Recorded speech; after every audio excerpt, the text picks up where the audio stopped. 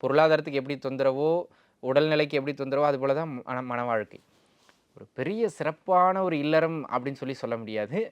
இல்லறத்துல ரொம்ப விட்டு குடுத்து போகணும் அப்படிங்கிறத நம்ம பார்த்துக்கிடணும். இல்லன்னா பல பேருக்கு வந்து அந்த மன முறிவு, ஆ அந்த மன வாழ்க்கையில ஒரு அந்யோன்யம் இல்லாமல் போகுது அப்படிங்கிற மாரியான கடுமையான பிரச்சனைகளை எதிர்கொள்ளக்கூடிய ஒரு சூழல் இந்த காலகட்டத்தில தான் உருவாகும்.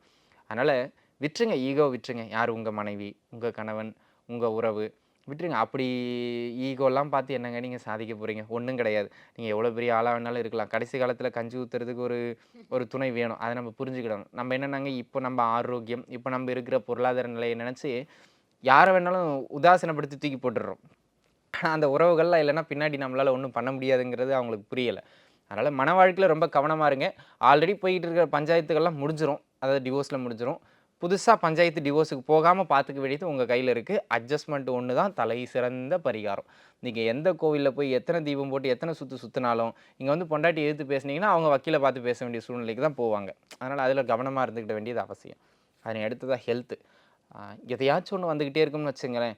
ஒரு சிலருக்கு இந்த காலகட்டம், குறிப்பா அந்த பருவ வயது பிள்ளைகளுக்குலாம் இந்த வண்டி வாகனங்கள்ல ரொம்ப நிதானமா இருக்கணும். வயதானவர்கள் உணவு பழக்கவழக்கத்த சரியா வச்சுக்கணும். ஆல்ரெடி ஏதாவது மருத்துவம் இப்போ சுகருக்கோ, பிபிக்கோ மருந்து எடுத்துக்கிறீங்கன்னா, நேரத்துக்கு எடுத்துறது நல்லது.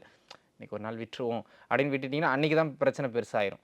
அதனால அந்த மருத்துவத்தில கொஞ்சம் கவனமா இருந்துக்கங்க. ஹெல்த் ரிலேட்டடா ரொம்ப தொந்தரவு ஏற்படும். கடனை ஏற்படுத்தி எதையுமே செய்யாதீங்க. நீங்க வீட்ல சும்மா கூட இருந்துருங்க. சாப்பிடாம கூட இருந்துருங்க. கடனை ஏற்படுத்தி எதை செய்தாலும் இந்த காலகட்டம் கடனை விரிவுபடுத்திரும்.